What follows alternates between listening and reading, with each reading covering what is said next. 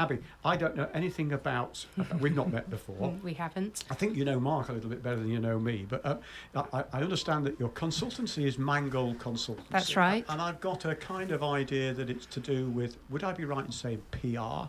Or emergency PR? No, I think PR would be a good catch-all for what I do.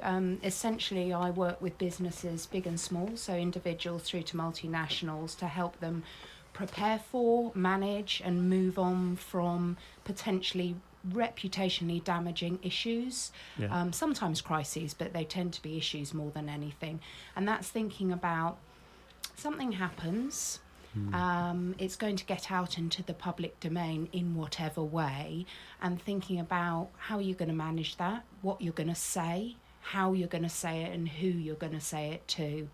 So a number of companies have quite extensive crisis management guidelines. It's usually a tome about 100 pages long, which they've paid many tens of thousands of pounds to have put together for them, and nobody ever looks at them whenever there's a crisis.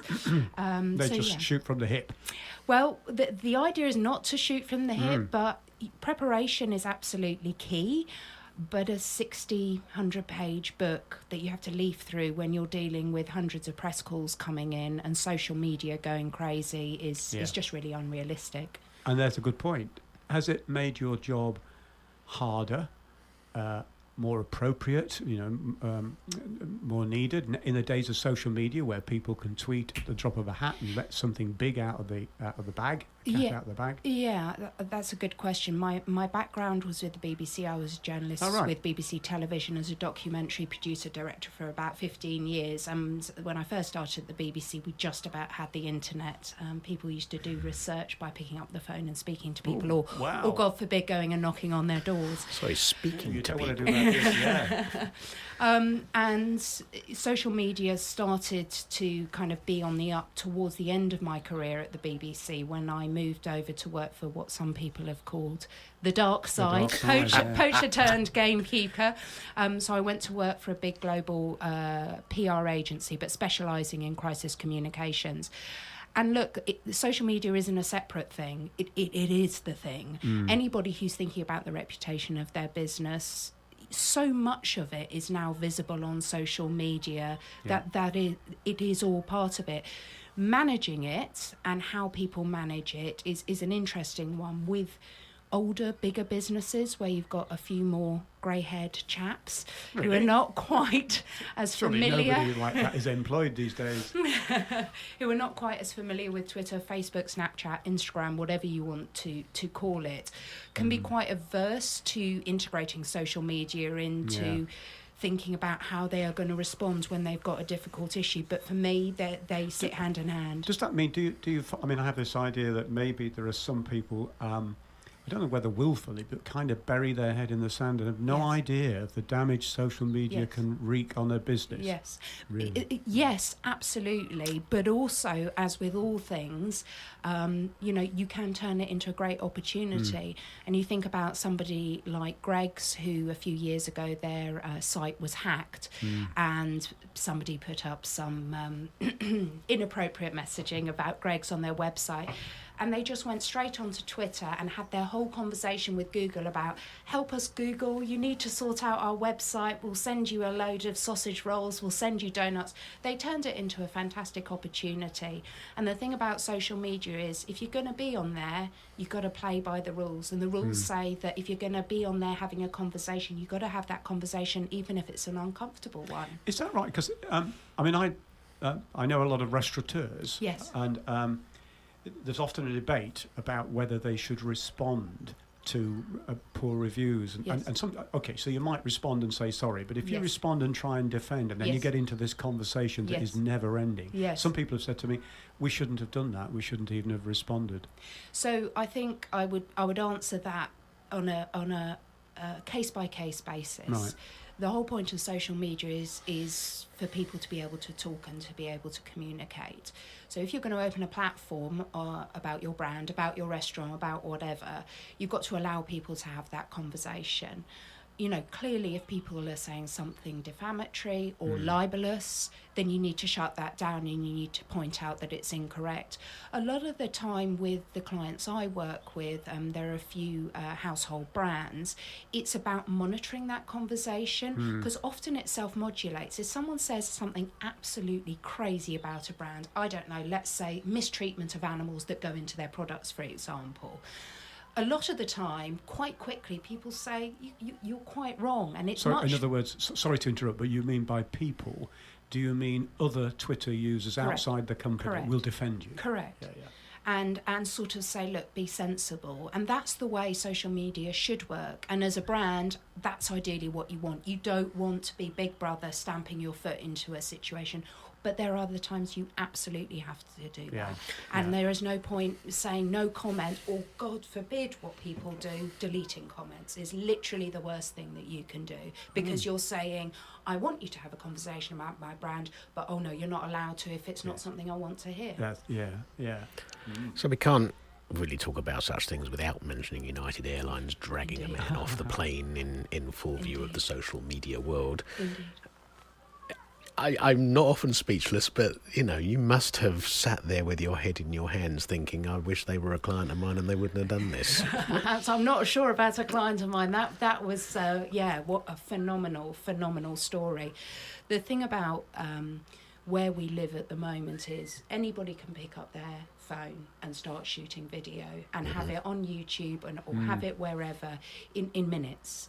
And so the expectation, and often when I'm talking to clients, I'm saying, it may be that you've got a little internal issue, but bear in mind, someone could be recording it, filming it, whatever it is.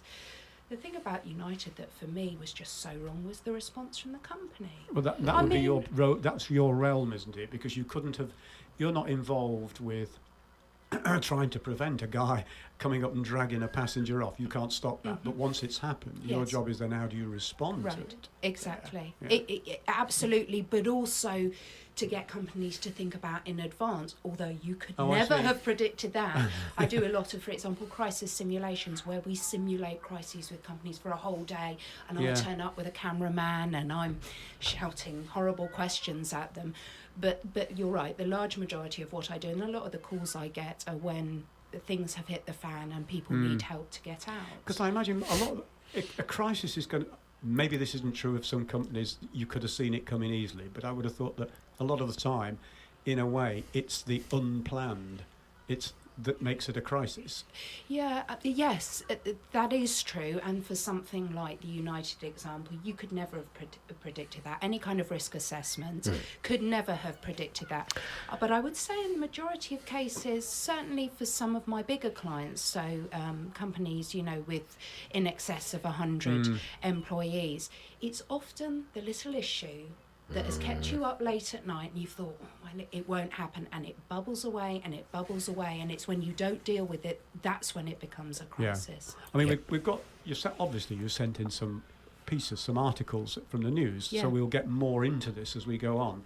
But there's one point that I'm just intrigued by, something you said, which is absolutely true, and every time I see it, I think, hang on a minute, well, somebody will be, no matter what's happening, somebody will be filming it on a mobile phone. Now, could you imagine yourself in the midst of a crisis, people are possibly dying, thinking, oh, I'd better get my mobile phone out and film this? Absolutely. I wouldn't even think of it. People do, but people do, and it's because of the world in which we live that people do that. And, the terrorist thing on Westminster Bridge, the first thing some people did was get their phone out and film it. And I don't see it as a bad thing. That's a really interesting one, Mark, because the police actively went out to people and said, please don't put anything on social media that in the initial stages which could aid other people who are potentially involved in this. So yes, it's happening, but actually now I think we've gone into a place where people are understanding better the impact of loading that stuff onto social media. And I think that the authorities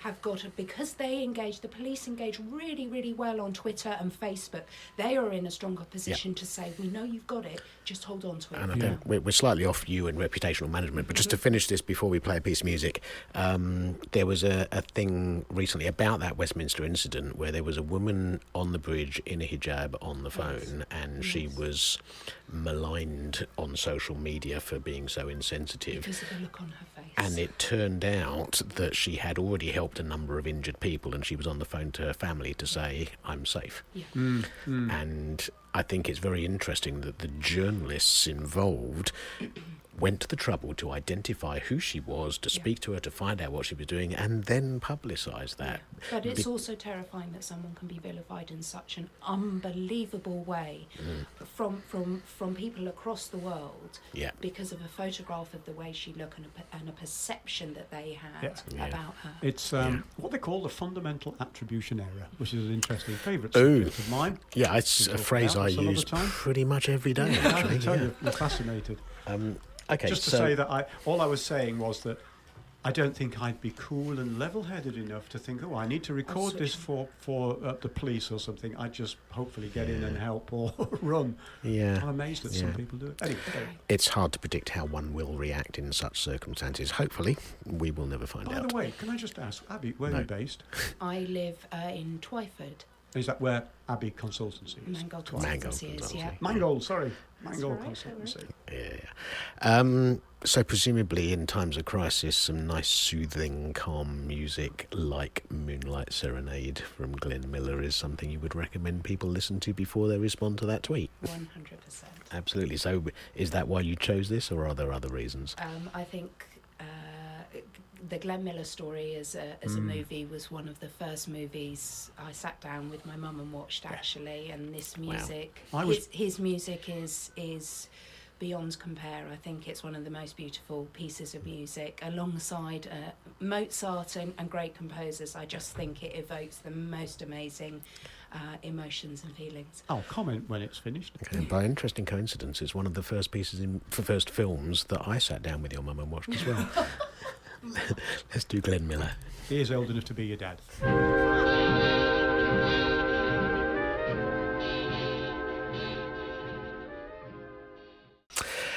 So let's turn to some business conversations, and as always we picked some stuff from the press that we think is interesting, and Abby, you picked something from surprise online website called PR Week, which I guess you look at quite often, maybe even once a week. There you go. And the article headline is BBC Business editor Kamal Ahmed said Volkswagen's problem is it doesn't speak human. So what does he mean by that? So I think the point he was making, and the point that I see quite often, is in terms of a crisis communication strategy, there's often an awful lot of people sitting at the table, and a lot of people who've got a view, and often the lawyers can have quite a strong position. And when you're communicating in a crisis, you have got to be very, very clear.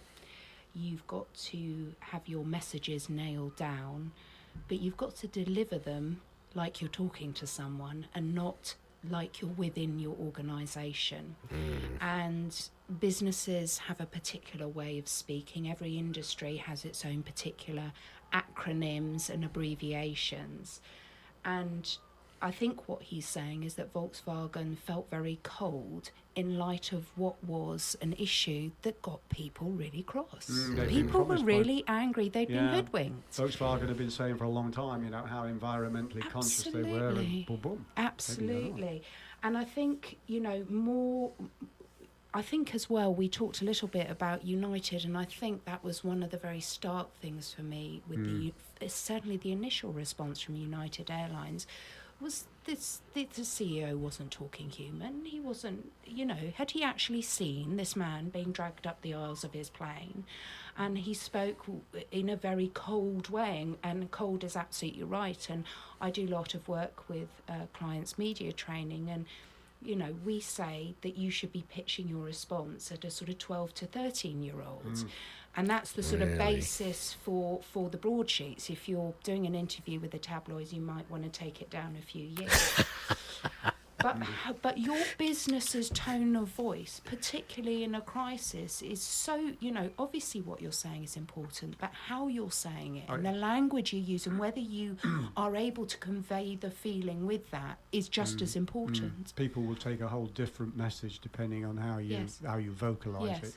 I mean, just say here that there are 3 words that matter in a crisis: honesty, transparency, and information. And I don't think Volkswagen. Did they? No, I don't think they hit any of those. I don't know about the honesty thing. Were they honest in their cold communication? I'm not even sure now. I know the full truth if we're talking about honesty. It didn't sound honest, therefore it wasn't. No, and transparency, absolutely not. Information, yes, some. In a crisis, sometimes you don't know. One of the big things is you don't know what there is to say or what's happened, so you're not able to give all the information. Yeah. It brought to mind when I was reading it. Possibly even more. Was it contiguous? Was it at the same time? Or I'm not sure. Anyway, Vauxhall and their lack of recall for the fires, severe fires. Fire. Yeah. They've been criticised very heavily. Haven't they? Somebody would it be the courts or somebody has said that they were at fault for not recalling the cars early enough. It's a really interesting story that one because in my former life at the BBC I worked for many years on the Watchdog programme and we were reporting fires in those cars many years ago. Really? It's been So it's been going on for a while. The ones we were reporting were one-offs, and I don't think we were saying that it was a wider issue.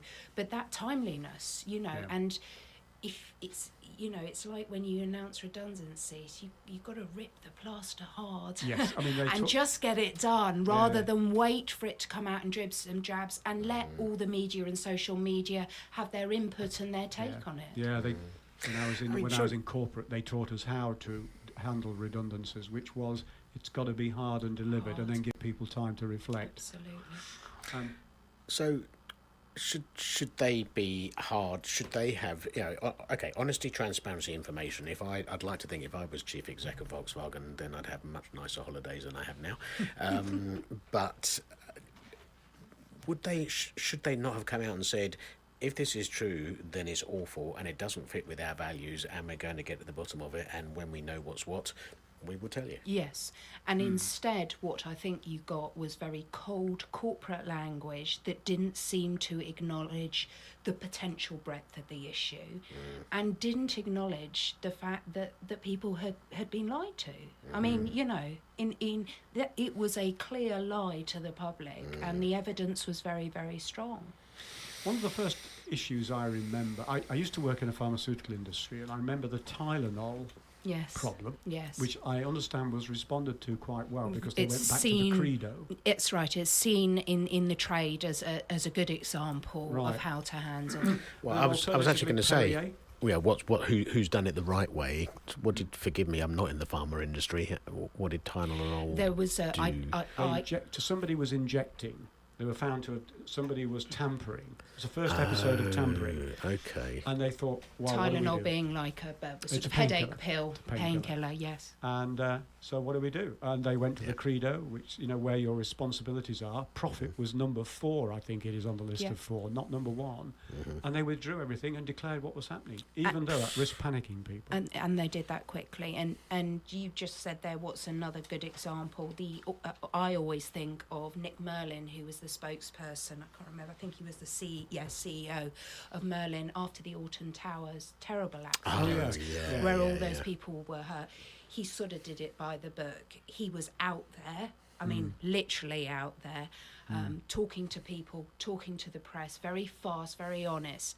And there's quite a good example of Kay Burley interviewing him on Sky TV not long after it had happened. It's about 10 or 11 minute interview, which is unbelievably long. Yeah. And my take on it was that eventually, towards the end, she just came out as badgering him, being very aggressive. And he stuck to what he wanted to talk about, but he was completely human. And he was the face of that incident. And as the CEO in that level of crisis, absolutely you must be. You've got to be the face of it. And which holiday company was it where a couple of children died in a carbon monoxide Thomas thing? Cook. Thomas Cook. Okay, Yeah. God, They're mentioned in the I article. thought it was, but I didn't want to guess in case I was wrong and got sued. No, it's in the article. Yeah, and so they didn't really say anything for a very, very long time. It took years to apologise, didn't it, for Yeah. the deaths of 2 children on a holiday in Corfu. Yeah. It wasn't transparent, Ahmed said. The Yeah. other one I remember classically, although classically there was the one I just mentioned with Tylenol, which is a good example, and then wasn't there the death of the brand Perrier because they handled. There was an issue where somebody tampered, and they put ethylene glycol antifreeze. Do you remember that? I Do you remember Perrier water, which was in? Yeah. It was the only. It was the only sparkling table water that anybody ever drank.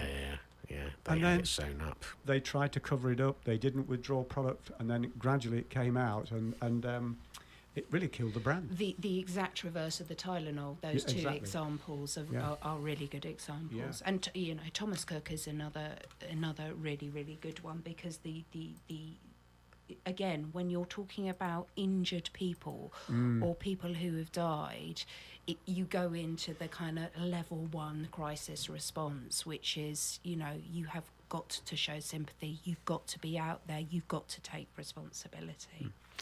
Okay, we do like a list on this programme. Yes. And after the next piece of music, we're going to come back and we're going to talk about something from Marketing Donut. And they've even spelled donut wrong, but hey. Well, that's clever marketing. They use, Bloomin' to Americans. cover up their all the illiteracy. same. Anyway, the article is entitled 6 Ways to Improve the Reputation of Your Business, so that does tell quite nicely. But what we're going to do first is we're going to play one of Alex's songs. So tell me, Alex, why did you pick this? I'm not here, Mark. Okay.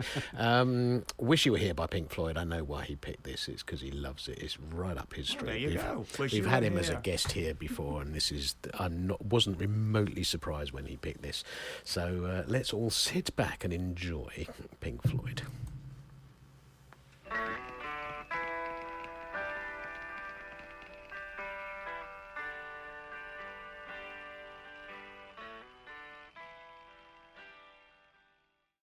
Well, talk about laid-back stuff. Was that laid-back or what? Thank you, Alex. Wherever you are in your broken-down car, we hope you are within our FM range and can listen and got to hear it. So, hey-ho.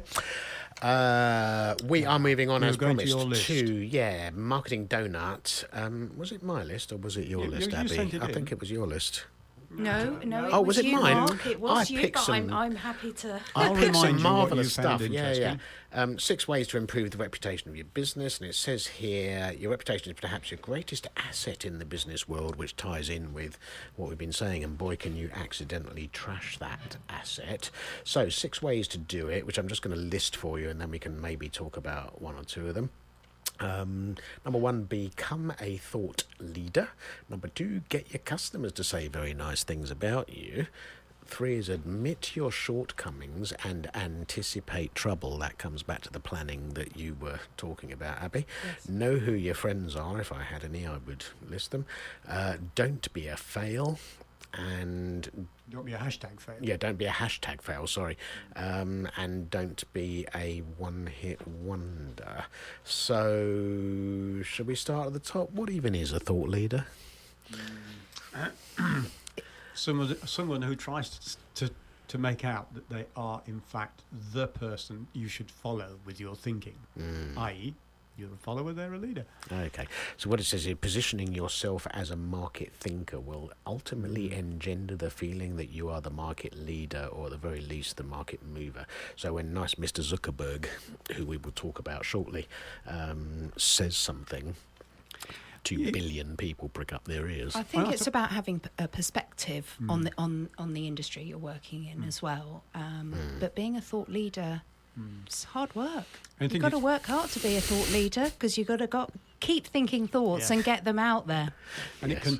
it can big you up out of all proportion. So you can be a real handle up in the marketplace if you're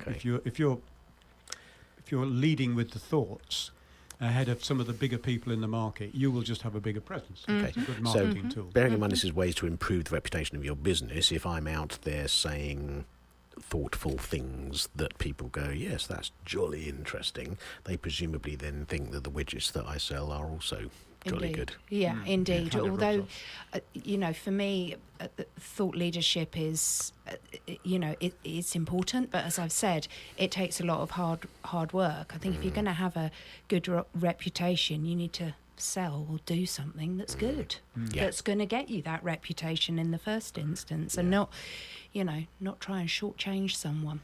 Right, so you can't just hype stuff. You can't overpromise and underdeliver, because the underdelivery will kill anything straight away. And that perhaps leads on to number 2 here. Get your customers to say very nice things about you. That's really, really good if you can do it. Is a neat trick. Because if I say something nice about me and my business and my products, well, of course I'm going to say that. But if my customers say it, that's a whole different story. I think that's right. And in, one of the benefits of PR is, in marketing, you go out and you say it and you say I'm great. In PR, the idea is that you get information out there that is reported and picked up on, which tells your story without it coming straight out of your mouth. But I think, as I said, being a thought leader is one thing. Getting your customers to say nice things about you, I think it's one of the great benefits of social media. And I think that's where social media comes into its own. Because if you want to know what people are thinking about your brand, yes, there is a slightly more restricted demographic in terms of who's using social media, but more and more people are. My dad's 82 this year, and he's just jumped on Facebook. So wow. people are moving on to it. It's a fantastic way to get a sense of the sentiment of how people feel about you. And in a crisis, social media is brilliant for doing exactly that as well. What are people saying? But when it says here, get your customers to say very nice things about you, how do you get them to do that? Because you can make, I was going to say you can make the mistake that Waitrose made, but I'm not sure it was a mistake. But Waitrose prompted users to finish the sentence, I love Waitrose because. Oh, right. Yes. And there was some, I think there's now a book and there's a whole website and there's all sorts of stuff with this stuff. But, I love Waitrose because they have an aisle for 5 items or fewer. Yes, yeah. And that can quite easily turn into a hashtag fail, I think. McDonald's had an example of that as well, where they asked people to tweet about their favourite things about McDonald's, and it just turned into a festival of abuse about McDonald's. So I think the point in this article about don't be a hashtag fail is right. They seem to be saying in this article that you sort of ask your clients to tell you what they think, give you testimonials, that kind of thing. For me, the best way people doing that is via social media and having that conversation. What do you think about it does for a reputation? You mentioned before someone who was tweeting to Google help us, whatever. Yeah. You get banter between brands these days, which I love, and for me both brands go up in my estimation when that happens. But that works really well, and we were talking before about about the Volkswagen tone of voice. The tone of voice of your business is really, really interesting. I've got a client, a multinational client who I work with in the UK office. We have spent 2 or 3 full days talking about how do they speak? How do their customers hear them? What are the specific words that we want to use if we're dealing with something that's a problem? That hasn't just happened to come together. My clients put a lot of thought behind that. And that's the other thing about social media is the guys sitting there doing it, the guys tweeting, the teams tweeting and putting Facebook posts on, understand that. They're immersed in that world. They get the tone of how people are talking to them and they respond in that way. And that's a big hashtag fail in a crisis is when suddenly the crisis team come in and write all the tweets and the Facebook posts and everyone's like, what? Who's saying this? This doesn't sound like you usually sound. And then you've got a question about truth and are you being honest? Yeah, it makes a point about dialogue as well, engaging in dialogue, not monologue, which that the crisis team always seem to want to be. It's just a monologue. Here, take this message, believe it, go away. Yeah, yeah. There was an exchange, the use of words.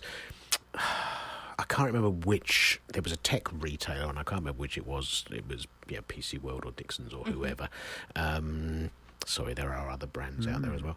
And some Youth, spelt YOOF, tweeted their disappointment that the Xbox 3 wasn't in stock or whatever, but didn't use those words. They used words that I barely understood when I read the tweet.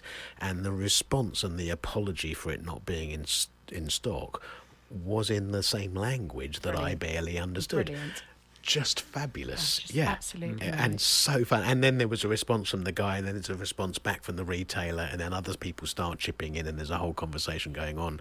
And of course, when you're emailing, that's one thing. When you're tweeting, there's millions of people reading it, and absolutely. it only enhanced their reputation in my book. Okay, admit your shortcomings and anticipate trouble. Mm-hmm. Which is what you were talking about you can plan for these things. Preparing for, thinking about what are the potential risks to your business.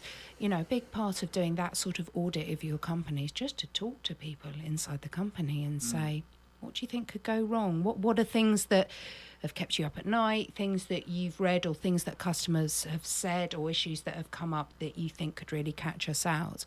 And a lot of work that I do with clients is thinking about those and then playing those out. Okay, so if this happens, then what happens next? Which stakeholders, which groups of people are we going to need to talk to? What are we going to say to them? How are we going to manage it? Even things like, what room are you all going to go and sit in? Is there a printer and a phone in there? You know, have you got access to food and drink so that, you know, if everything's going down, you're all going to survive? Because one of the big issues in a crisis is lack of sleep, and people just get so tired. You've got to be able to keep people fed and watered. And then I have great fun doing, one of my favourite things is crisis simulations with teams. It's just brilliant. From my days in TV, I just write a script of hell that is going to rain down, and then we have people in a back room phoning in, we have people sending in tweets and people posting on Facebook, emails coming in, and you just run hopefully a CEO and his team through a real crisis. And it's a big eye-opener for a lot of people, because you know, CEOs under that sort of pressure don't always perform quite as they think they are going to, and actually sometimes it turns out that the FD is actually the best spokesperson they've got. But it's a really, really good way of putting people in as real life a situation as you can. And it identifies lots of gaps, and it helps people go, my God, you know, we couldn't get the printers to work, or we couldn't get the right connection, or, you know, we haven't even prepared for this sort of incident. I mean, it brings out some human aspects as well, the human aspects of performance. Like, I imagine it can trigger a defensive reaction, which you're not normally aware of yourself, but a CEO will suddenly get very defensive. And somebody who's very proactive in talking about their business and proud of their business, when you're up against a reporter asking difficult questions, which is what I often do at the end of crisis simulations, I often turn up with a cameraman doing what's called a doorstep. So you've turned up unannounced and you're there asking questions. You're in reception and the reception guy's putting his hand in front of the camera and all that rubbish. You know, it's often in those situations, as a human being, as you would, that you suddenly get so defensive that all the good stuff stops. And I often say to people in media training, you are answering these questions, but the good stuff's still there. But the natural instinct is to get into defensive mode, to put up the barriers. And some people do that much more than others. Yeah, I bet. And how would you handle it if you're sitting on reception and somebody bursts in with cameras? What would you do? I suppose one reaction is to say, look, get the camera out of the way. I don't understand what's happening. Or would it be good to say, camera's great, come on, look, I've always wanted to be on TV. My advice is say, great to have you here. Who are you here to speak to? Let me go and find them. Take a seat. I'll get you a coffee. Use the loos. That's my advice. And I've had a couple of situations where activist groups have turned up at clients' head offices.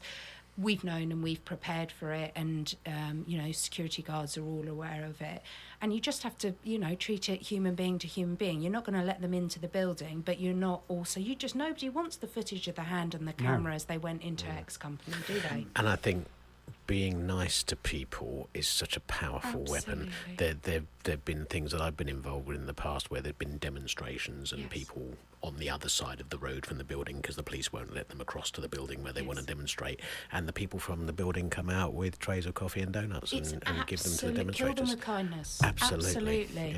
Yeah. It really, really works. Okay, so I mentioned nice Mr. Zuckerberg. I always call him that in the hope that one day he'll give me £1 billion or something. I got an email said he was going to do it if I forwarded it, and I haven't got it yet. I don't know why. Strange. Funny. So the news on everywhere you look really, but we're looking at the Telegraph website. Facebook approaches 2 billion users. Let's say that one more time. 2 billion users, which is roughly, I think, a third of the global populations. It's only 13 years old. Yep. They hit $1 billion a month profit. $1 billion a month profit, and just astonishing. And the number of users who log in every month is a quarter of the world's population. That's some reach. Yeah, absolutely. So businesses can only be that successful if they have a good reputation. So I'm prepared to run with that. But they also have some really negative stuff going on. Some stuff about their inability or unwillingness to police inappropriate stuff on their pages. So how does that balance of poor reputation and great reputation play out? How can they have that real massive negativity? There was stuff recently, the BBC maligning Facebook for failing to take down child pornography, about which they had warned them and pointed out and sent them the links. So how do they be brilliant and rubbish all at the same time?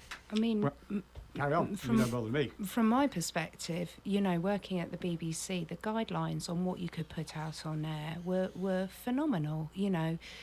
Someone might email into Watchdog and say, I've had a problem with X, Y and Z company. But it took a really decent amount of research to establish whether that's actually true. Has there been wrongdoing? Have they got the paperwork to prove it? I'm sort of, I suppose, old school trained in that way, that I believe really strongly that you shouldn't be going out broadcasting to anyone and saying something about a company or an individual without checking your facts. And as far as I'm concerned, exactly the same should apply to Facebook. I mean, with that kind of reach, with that kind of viewership, with that kind of engagement, they've got a massive responsibility. I don't think any more at that size you can say, we're not really responsible for this, When you've got that reach, you've got to bear some responsibility for what happens with it. Absolutely. Well, they've got to be, given that they're now talking about bringing in 3,000 people to review their content. They've got to. Yes, 3,000 new jobs, I wonder where, and I wonder how well they do. And somebody said to me that the post office don't get prosecuted for delivering malicious mail, but the post office can't see what's in the envelope. No. There's a big difference. Okay, we are rapidly heading towards the news. I'll tell you what we're going to do before the news, and then I'll tell you what we're going to do after the news. Before the news, we're going to hear Otis Redding try a little Tenderness, which you chose, Abby. Tell us why. Because it rocks, because Otis Redding is the man, and because recorded in mono, you can still hear him just wanting to come out and sing that right up in your face. I just think it's a brilliant tune. Brilliant. And after the news, we will be talking to Alex Pratt of Serious Readers, whose puncture has been repaired and he's made it here, and he's calm and relaxed and ready to rock and roll. But first, let's have a bit of the wonderful Otis.